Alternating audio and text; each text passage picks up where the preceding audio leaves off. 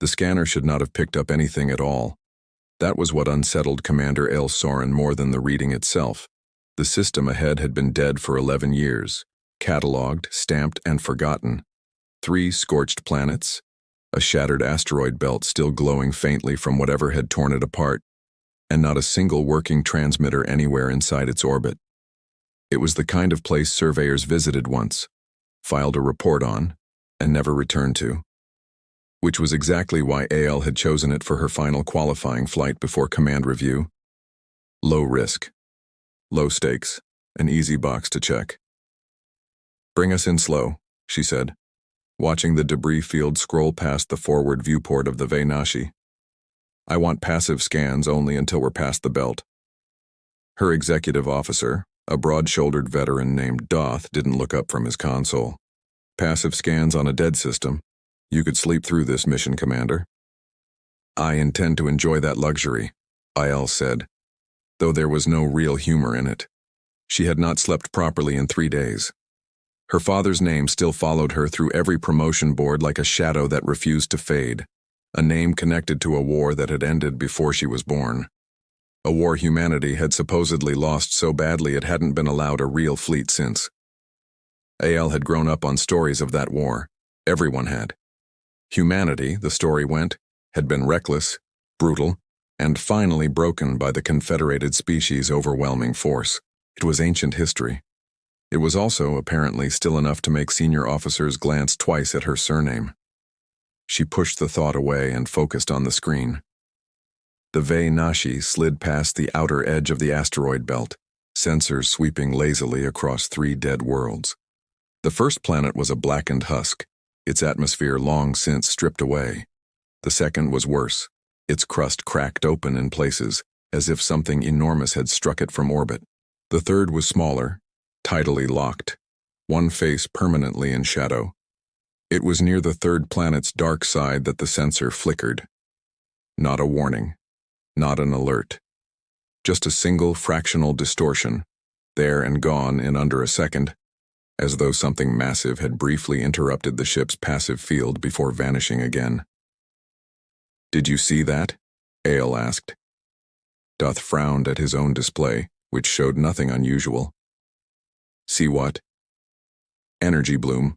0.2 seconds, maybe less. Structured, not natural." She pulled up the log and replayed it. The waveform was clean. Too clean for background radiation. Too brief for anything conclusive. There. Doth watched it twice before shaking his head. Sensor ghost. Old system. Old equipment. The belt still full of ionized junk. I've seen worse artifacts than that on brand new arrays. "Maybe," Ale said. She didn't believe it, not entirely, but she also didn't have anything solid enough to argue with. That was the trouble with anomalies. They demanded proof before anyone would take them seriously, and proof was the one thing a half-second flicker could never give her. Doth, to his credit, didn't dismiss it outright. "I'll log it in the survey report. If it happens again, we escalate." "It won't happen again," Ale said. "That's usually how these things work." She was wrong within 6 hours. The ship's mess deck had gone quiet for the night cycle, most of the small crew either asleep or on standby rotation, when every light on the Venashi died at once. There was no warning flicker, no power fluctuation on the boards beforehand. One moment the corridors were lit in the pale blue of ship's night lighting, and the next, absolute darkness swallowed the entire vessel. Emergency systems, which were supposed to activate within 1/10 of a second of primary power loss, did not activate. For 7 full seconds, the Venashi drifted in total silence. No hum of engines, no whisper of recycled air moving through the vents. Nothing. Then, exactly as suddenly as it had died, the power returned. Lights snapped back on, consoles rebooted. The low mechanical breath of the ship's systems resumed as if nothing had happened at all. Ale was on the bridge within 90 seconds, hair still damp from an interrupted shower, pulling her uniform jacket on as she moved. "Report." "Full ship power failure," said the duty officer, a younger crewman named Idrissa, her voice tight with barely controlled alarm. 7 seconds, total blackout. Emergency backups didn't even attempt to engage. It's like they weren't given the chance." Cause? Unknown.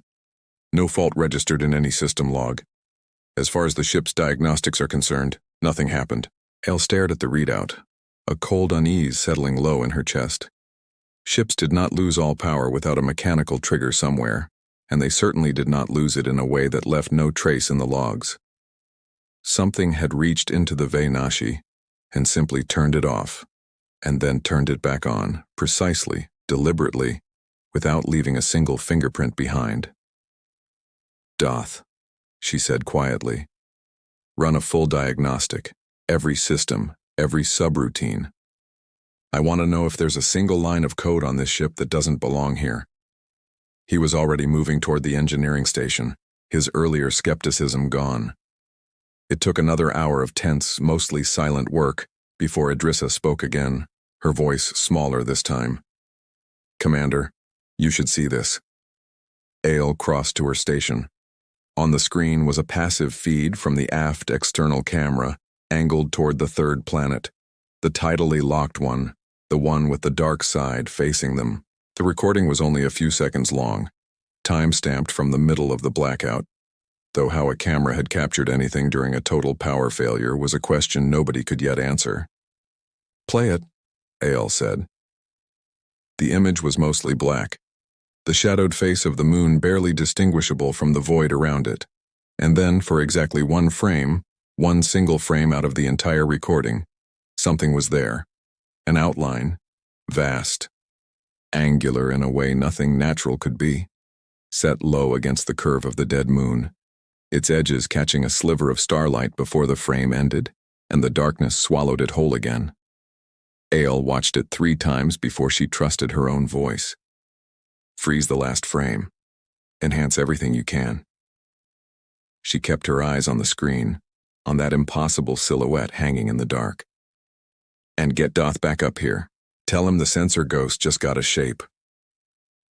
Behind her, the bridge had gone utterly silent, every crew member's attention fixed on the frozen image, the outline of something enormous, something deliberately hidden, waiting in a system the entire galaxy had agreed was dead.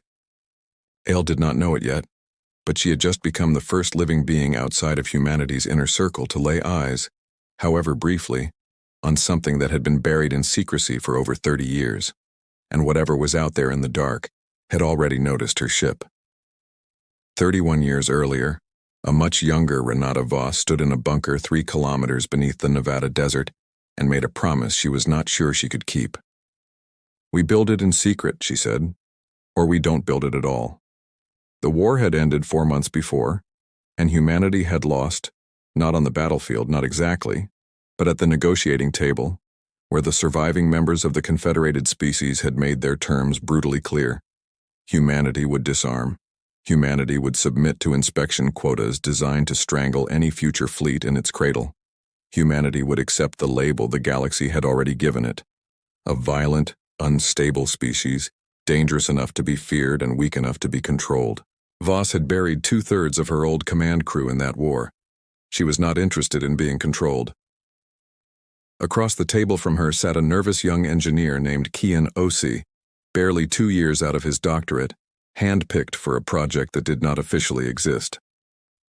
"You're talking about building a fleet the size of our entire pre-war navy," he said, "inside a system we're supposed to have abandoned, under inspection protocols designed by people who study our engine signatures for a living."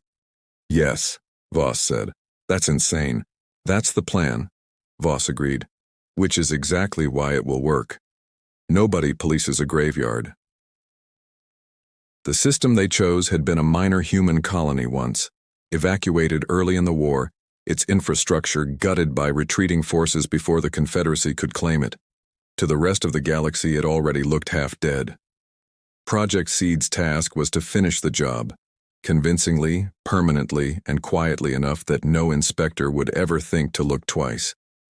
It took 11 years to fake a graveyard properly. Kian spent most of that decade learning to think like the people he was trying to fool. He helped design radiation scarring patterns that would read as decades old to any passive scan. He helped bury beacon wreckage deep enough to seem naturally destroyed, not deliberately planted. He helped build a moon-based observation outpost disguised as collapsed mining infrastructure, its true systems dormant, waiting, patient as stone. And beneath all of it, hidden in hollowed asteroids and shielded orbital docks that shouldn't have been able to exist without detection, humanity built ships. Not for conquest. Voss made that clear at every briefing, to every engineer, every pilot, every technician sworn into a project so classified that most of Earth's own government didn't know its true scope. "We are not doing this to take anything from anyone," she told them, again and again, until it became something closer to scripture than policy. "We are doing this so that no one ever again gets to decide humanity doesn't get to exist." Kian believed her. Most of them did. It was easier to bury 3 decades of your life in secrecy when you believed the reason for it. By the time Kian was in his 40s, running SEED's monitoring station from a hollowed observation post disguised as dead rock, the project had become something closer to a small hidden civilization than a military program. Crews served multi-year rotations they could never speak of afterward. Children were born in sealed habitats and grew up memorizing cover stories for a life that had never technically happened. Voss, older now, silver-haired, moved less like a soldier and more like something permanent. A fixed point the entire operation quietly orbited. It was Kian who found the discrepancy. He was running a routine audit of the station's core AI logs, a task he'd done 100 times without incident, when he noticed a query pattern buried 3 layers beneath the standard access logs. Someone had been pulling data from SEED's monitoring systems in small, careful increments, spaced months apart, disguised as background diagnostic noise. It was the kind of intrusion designed specifically to never trigger a single alert on its own. He almost missed it. He would have missed it if he hadn't spent 11 years learning exactly how humanity itself hid things. "Admiral," he said, requesting an unscheduled meeting that same evening, "I need you to look at something." Voss reviewed the logs in silence, her expression unreadable in the way it always was when something genuinely frightened her. She had learned decades ago never to let her face show fear in front of subordinates. It made the moments she failed to hide it entirely far more unsettling. "How long has this been happening?" she finally asked. "Best estimate, 6 years, maybe longer. Whoever's doing this is patient, disciplined. They're not trying to steal everything at once. They're building a picture slowly, the same way we built this place." "Could it be internal? Someone inside the project selling information?" "I checked. Every access point traces back to legitimate personnel doing legitimate work. Except the queries themselves don't match anything they were actually assigned. It's not one person going rogue, it's something layered into the system itself. Something that's been watching us from outside since before I even started this audit." Voss was quiet for a long moment, staring at the star charts on the wall of her office. Charts that showed, in careful hand-annotated detail, exactly how far humanity's hidden fleet had grown since that first desperate meeting in a Nevada bunker 3 decades ago. Enough ships now to make the Confederated Species war fleet look almost modest by comparison. Enough ships that if the wrong people ever learned the truth, the peace humanity had spent 30 years quietly buying with patience and silence would collapse in an afternoon. "If someone's been watching us for 6 years, Voss said slowly, "then they already know more about this project than half the people serving in it. The only question left is why they haven't acted." "Maybe they're waiting for something," Kian said. "Or maybe," Voss replied, "they're waiting for us to make a mistake big enough to justify moving against us. Something they can point to and say, 'See, this is exactly what we always feared humanity would become.'" Kian felt something cold settle in his stomach. "And if a scout ship stumbles across the edge of this system in the meantime, then we'd better hope," Voss said, "that whoever finds us understands the difference between a fleet built to attack and a fleet built by people who were never allowed to feel safe any other way." She didn't sound entirely convinced by her own words. Neither did Kian. Neither of them yet knew that 3 decades and 1 dying star system away, a young Confederated commander named Ail Soren had just seen the outline of their secret against a moon that was never supposed to reveal it, and that the mysterious watcher hidden inside their own systems had been waiting, patiently, for exactly this kind of opening. Command had ordered Ail to file her report and move on. She had disobeyed that order within 11 hours, It wasn't insubordination, not officially. She'd framed the return trip as a follow-up survey, well within her discretionary authority as mission commander, and technically nobody could challenge that. But she knew, and Doth knew, and probably every member of her small crew knew, that she was not doing this because protocol demanded it. She was doing it because the frozen image on her screen, that single frame of something vast and angular against a dead moon, had lodged itself somewhere in her chest and refused to let go. If this turns out to be nothing, Doth said, watching her prep a shuttle for a covert landing team, you understand this ends your qualifying review. Command doesn't reward officers who chase ghosts on their own authority. If it turns out to be nothing, Ale said, then I'll have wasted a day of my life instead of my entire career on a promotion I'm not even sure I want. She meant it mostly. The truth was simpler and harder to say out loud, that for the first time in years something had made her feel like the daughter of the man everyone whispered about instead of the officer trying to outrun him. Her father had spent his career insisting the war stories about humanity didn't add up.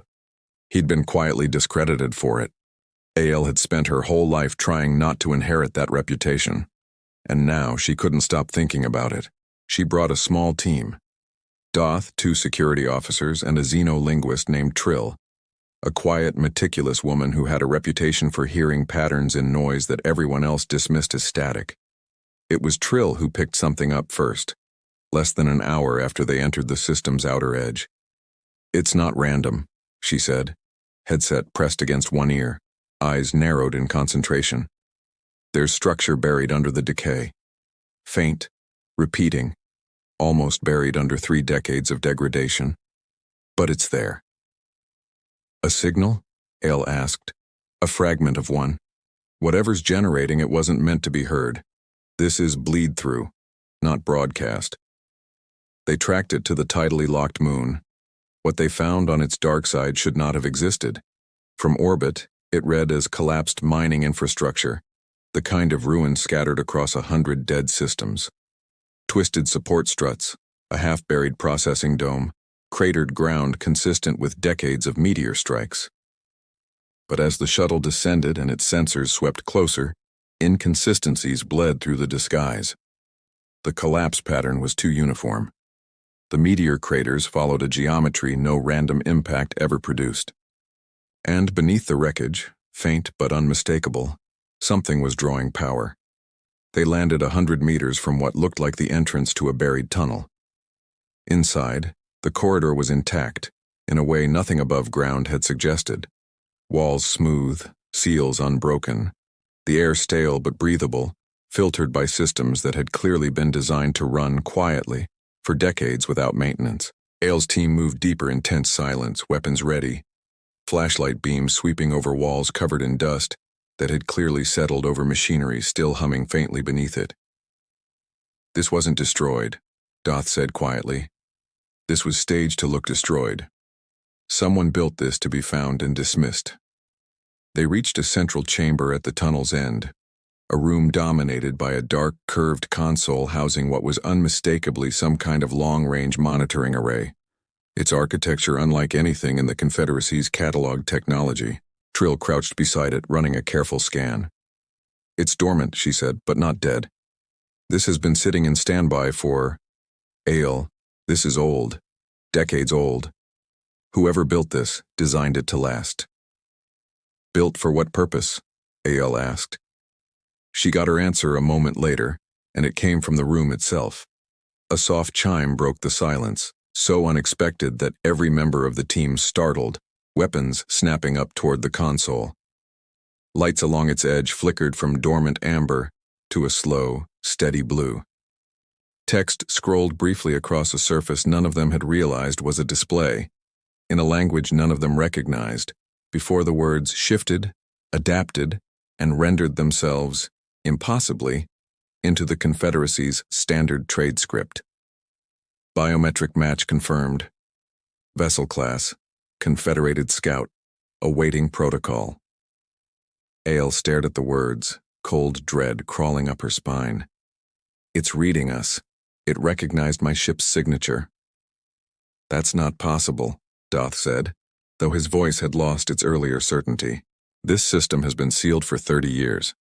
Nothing here should have a record of Confederated ship classes, let alone a live biometric database.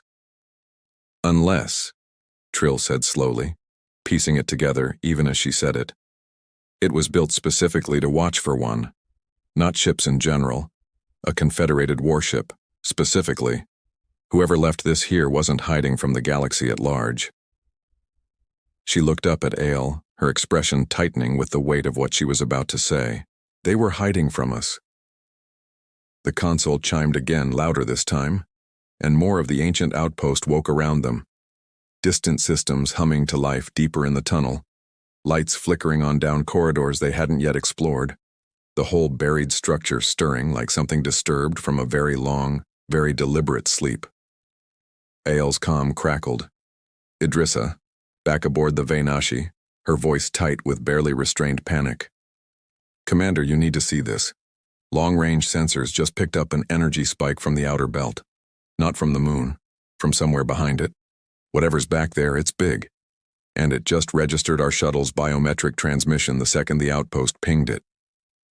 AL looked at the glowing console, at the words still scrolling patiently across its surface, at Trill's pale, urgent face, and felt the full weight of what they had just done settle over her like a collapsing wall. They hadn't found a ruin. They had found a doorbell.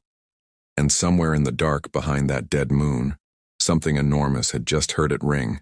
The recording was 11 seconds long, and it ended humanity's official version of the war. Trill found it buried in the outpost's archived logs, a fragment of audio so degraded she had to run it through 3 separate cleaning algorithms before a single word became intelligible. Even then, half of it remained lost to static. What survived was enough. A voice, Confederated male, calm in the specific way of someone giving an order he'd given many times before.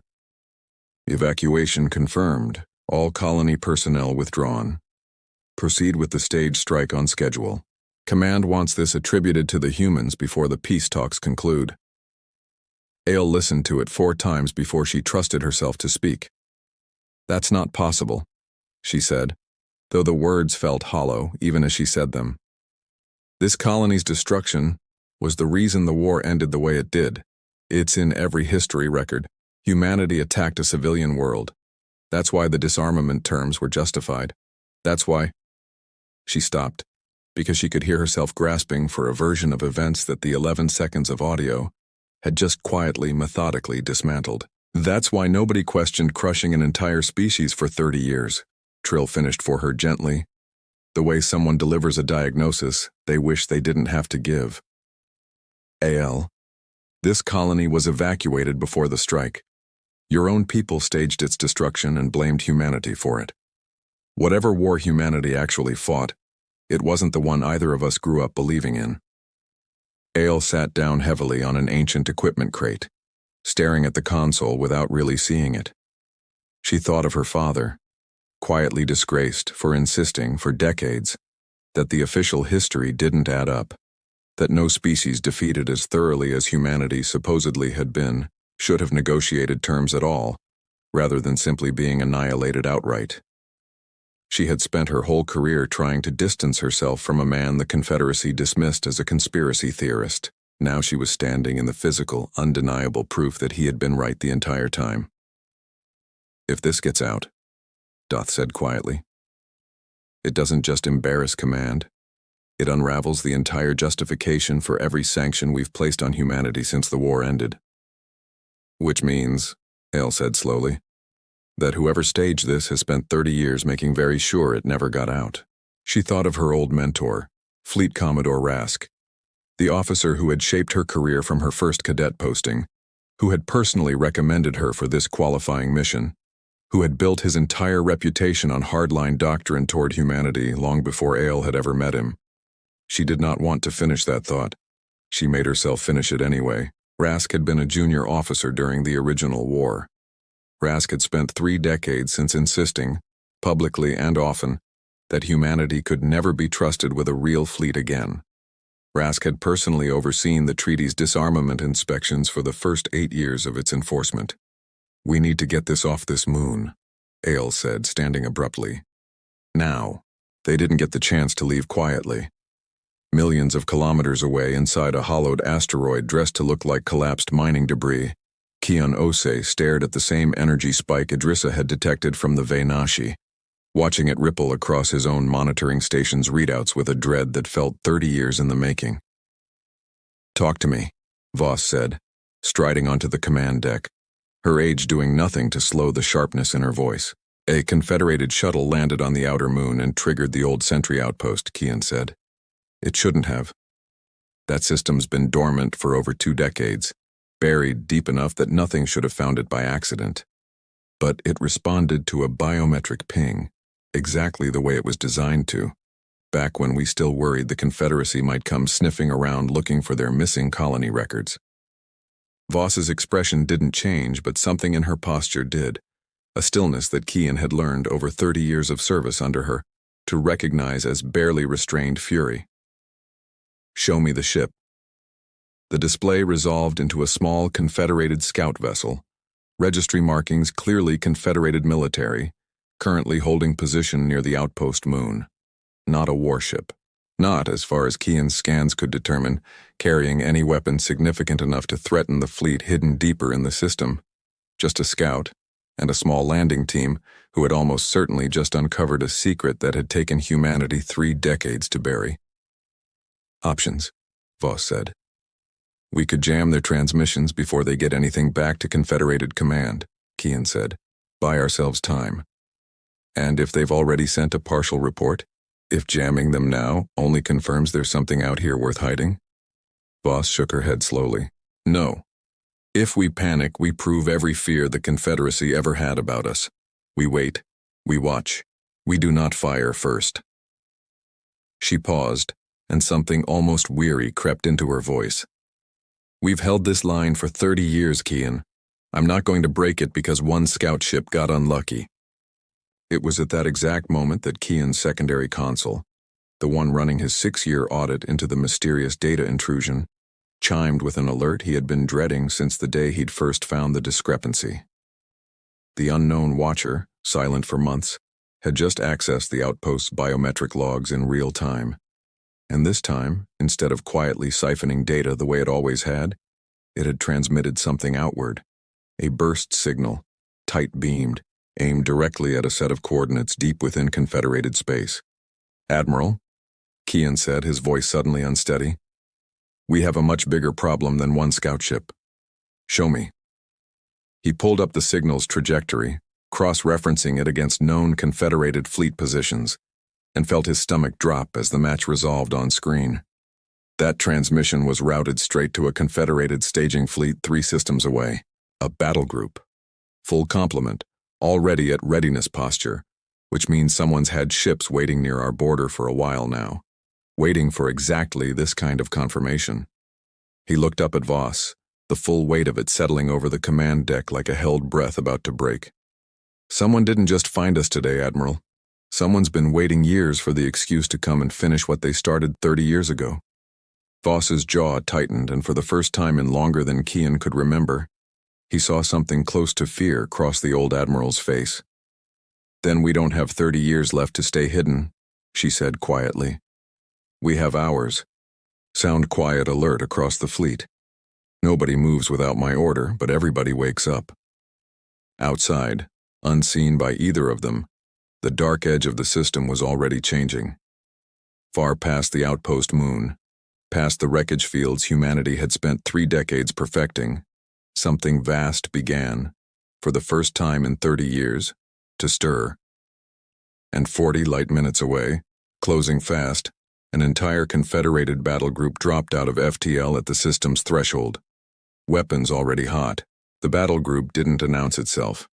It simply arrived, 7 warships dropping out of FTL in perfect formation at the system's edge, and began accelerating toward the outpost moon, before Aile's scout ship had even finished registering their transponder codes. "That's Commodore Rask's flagship," Aile said, staring at the lead vessel's markings with a sick, sinking certainty. "He's leading this personally."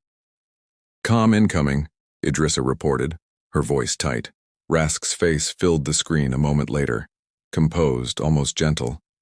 The same expression Ale remembered from a dozen career reviews, the mentor's face she had trusted since she was a cadet.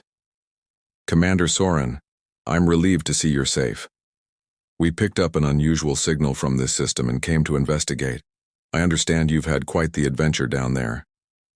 "Sir," Ale said carefully, "how did you know to come here at all? This system isn't flagged in any active monitoring rotation." Something flickered behind Rask's calm expression. Brief, controlled, but Ale had spent years learning to read him. And she caught it. "Concern for one of my former cadets, exploring alone in a dead system. Nothing more. I'll need you to transmit everything your team recovered down there for the archive." "For the archive, not for review, not for analysis, for burial." "Of course, sir," Ale said, and cut the channel before her voice could betray anything else. "He's not here for us," Doth said grimly. "He's here for the evidence. And once he has it, we become a loose end." Ale didn't answer. She was already moving, keying commands into the shuttle's console, transmitting the audio fragment and the outpost's logs on a scattered, low-power burst, not to Confederated Command, where Rask's people could intercept and bury it, but outward, blind, toward whatever had been hiding behind that moon. She had no idea if anything would receive it. She sent it anyway, because it was the only move left that Rask couldn't predict. She was right to be afraid of him. She had no idea yet how right she was to hope someone was listening. 3 million kilometers away, Voss watched the Confederated battle groups approach with the flat, terrible calm of someone who had rehearsed this exact nightmare more times than she could count. "They're moving to secure the moon," Keon reported. "If they take the outpost intact, they'll wipe every log inside it before anyone outside their command chain sees a bite." "And the scout ship?" "Still holding position near the moon. If Rask's fleet moves to purge that outpost, that shuttle team is caught in the middle of it." Keon hesitated, then added quieter, "Admiral, that transmission we intercepted, the one they sent to Rask's staging fleet, I traced its point of origin. It came from inside our own network. Whoever's been watching us for 6 years is Confederated intelligence, embedded somewhere in Seed's own infrastructure. Rask didn't get lucky finding this system. Rask has had eyes inside our project for years." Voss absorbed that in silence, the full shape of the trap finally visible. Not one crisis, but two, both aimed at the same moment. Then he already knows roughly what he's about to find. He's not coming to investigate. He's coming to erase it before it can be verified by anyone he doesn't control. She straightened, and the weariness in her disappeared, replaced by something colder and far more certain. "Sound General Quarters. Full fleet activation. We're not staying hidden today." The order rippled outward through 30 years of patience, unraveling it in seconds. Space behind the dead moon began to shimmer, the way heat distorts air over hot ground, and then it simply peeled away. Cloaking fields dropping in staggered waves as ship after ship revealed itself from the void where nothing had ever officially existed. Not 7 ships, not 20. Hull after hull emerged from behind asteroids and gutted colony wreckage that had for 3 decades hidden them in plain sight. Carriers, cruisers, a spine of capital ships large enough to blot out stars, more vessels than Rask's entire staging fleet by a factor Ale couldn't begin to calculate as she watched it unfold on her shuttle's sensors, her breath catching in her throat. "That's not possible," Doth whispered. "Command estimates put humanity's entire military capacity at a fraction of this. This isn't a hidden fleet, this is a navy." Rask's battle group opened fire anyway.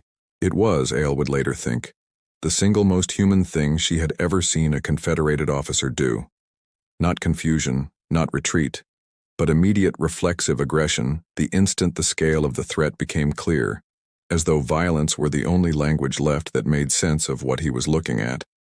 The response from humanity's fleet was almost worse, in its own way, than if they'd simply annihilated Rask's ships outright. Precise disabling fire raked across engine sections and weapon arrays, with a discipline that felt less like desperation and more like restraint being exercised very, very deliberately. Ships that could have been vaporized in seconds were instead crippled, stripped of offensive capability, left drifting but intact. Keon, flying a defense support craft himself for the first time in over a decade, guided his small vessel between two crippled Confederated cruisers and the outpost moon, buying the shuttle team below precious seconds to escape the crossfire. They're not trying to kill us, Ale realized aloud, watching another Confederated ship go dark without exploding. They're trying to stop us without destroying us. Why would they? She didn't get to finish the thought. Rask's flagship, badly damaged but still functional, rotated its remaining weapons toward the moon itself, not toward the fleet, not toward any military target, but directly at the outpost, and at the small shuttle still sitting on its surface with Ale's team inside it. His voice came through on an open, unencrypted channel, broadcast wide enough for every ship in the system to hear. "You've spent 30 years hiding this," Rask said, his composure finally cracking into something raw and furious. 30 years letting us believe you were broken. I don't care how many ships you have. I have a planet cracker charged and locked on that moon, Commander Soren included, and I am asking humanity a very simple question." His voice dropped, cold and absolute. "How far will you actually go to protect your secret?" On the bridge of humanity's flagship, Voss stared at the threat resolving on her tactical display. The weapon, the moon, the shuttle, and inside it, an alien officer who had just risked her career and possibly her life to smuggle out the truth Rask was trying to bury. "Admiral," Kian said quietly, his voice tight over the comm. "Orders?" Voss did not answer immediately. For the first time in 30 years of careful, disciplined patience, she found herself staring at a choice with no rehearsed answer at all. A choice that would define, in the next 60 seconds, exactly what kind of secret humanity's fleet had actually been protecting all along. Voss did not order the fleet to fire. She ordered something Kian hadn't heard her authorize in 30 years of service. A fleet-wide, unencrypted open broadcast, transmitted not just across the system, but pushed outward on every frequency their arrays could reach, aimed at Rask's flagship, at every crippled Confederated ship drifting in the wreckage and, deliberately, pointedly, at the wider Confederated communication relays that would carry it home. "This is Fleet Admiral Renata Voss," she said, her voice steady in a way that Kian would later realize had cost her everything to maintain. 30 years ago, my species was told it started a war it didn't start, and destroyed a colony it never touched. We accepted that lie because we had no way to disprove it, and because refusing to accept it would have meant annihilation. We built this fleet in secret not to conquer anyone, but because we swore we would never again stand defenseless while someone else decided whether we deserved to exist. She transmitted the audio fragment Trill had recovered, the 11 seconds of a Confederated officer ordering a staged strike on an already evacuated colony, attached directly to the broadcast, unedited, undeniable. "Commodore Rask currently has a planet cracker aimed at a moon holding one of his own officers," Voss continued. "He is doing that not to protect the Confederacy, but to protect a lie he has spent 30 years building his career on. I am asking every crew in his battle group to consider very carefully whose orders they are actually following right now." The silence that followed felt, to Kian, longer than the 30 years that had preceded it. Then, across the wreckage of Rask's battle group, something began to shift. On the bridge of the flagship itself, weapons officers who had spent their careers trusting Rask's judgment stared at the recording playing across their own consoles. A recording that matched, with sickening precision, gaps and inconsistencies in the official war record that some of them had quietly wondered about for years and never dared to voice aloud. One by one, targeting locks across the battle group began, hesitantly to disengage. Rask's voice cut back in, ragged now, stripped of its earlier calm. "That recording is fabricated. Hold your positions. That is an order." Nobody responded. "I gave you an order," Rask said again, and this time there was real desperation underneath the fury. It was one of his own tactical officers, voice trembling but resolute, who finally answered him over the open channel, for the entire system to hear. "Sir, I've served under you for 6 years. I've never once heard you explain why we were positioned 3 systems away from a dead colony world on standby for over a decade. I think I just did." The planet cracker's targeting lock dissolved a moment later, its crew refusing the final firing sequence. It was not, in the end, humanity's overwhelming fleet that broke Rask. It was his own people, finally allowed to hear the truth at the same moment he did. Confederated security forces boarded his flagship within the hour, dispatched not by humanity, but by the staging fleet's own chain of command, moving with the swift, embarrassed efficiency of an institution eager to distance itself from a scandal before it metastasized any further. Rask did not resist. He simply stood, silent, as they led him away, looking smaller than Ale had ever seen him look in all her years under his command. Ale remained on the outpost moon long after the fighting ended, sitting on the same equipment crate where she'd first listened to the recording that unmade everything she thought she knew, watching humanity's fleet slowly reassemble itself in formation above her, not celebrating, not gloating, simply present, in a way it had never allowed itself to be for 30 years. Voss came to find her personally, descending in a small shuttle with Kian at her side, moving with the careful deliberation of someone whose knees had earned every year of the fight behind them. "You could have let that recording stay buried," Voss said, studying Ale with an expression that was harder to read than Rask's had ever been. Rask would have called it fabricated regardless. Your career would have survived intact if you'd simply handed over what you found and walked away. "I know," Ale said. "Why didn't you?" Ale thought of her father, quietly disgraced for asking questions nobody wanted answered, and of the strange, vast fleet arranged in the sky above her now, proof that he had been right and proof that being right had cost him everything anyway. "Because I spent my whole life being told humanity was something to fear," she said finally, "and the only thing I actually found down here was a species that had every justification to burn my entire civilization to the ground today, and chose not to." Voss was quiet for a long moment. When she finally spoke, her voice had lost some of its careful command edge, replaced by something closer to simple honesty. "This fleet was never meant to be a weapon we'd actually use, Commander Soren. It was a promise. I made it to soldiers who didn't survive the First War, that if we ever got the chance to rebuild, we would never again let someone else decide our worth for us. But we would also never become the thing we were originally accused of being." She looked out over the moon's scarred ancient horizon, toward the fleet still holding formation above them. Today was the first time in 30 years that promise was actually tested. I'd like to think we kept it. "What happens now?" Ale asked. "To me. To this. To all of it." "That," Voss said, "depends partly on you." She held out a small data crystal, a formal offer, Ale would later learn, of something no Confederated officer had been extended in over 3 decades, a direct, sanctioned diplomatic channel to humanity's actual government, bypassing the layers of institutional distrust that had defined every prior interaction between their species. "We're not interested in conquest, Commander. We never were. But 30 years of hiding taught us that trust doesn't rebuild itself.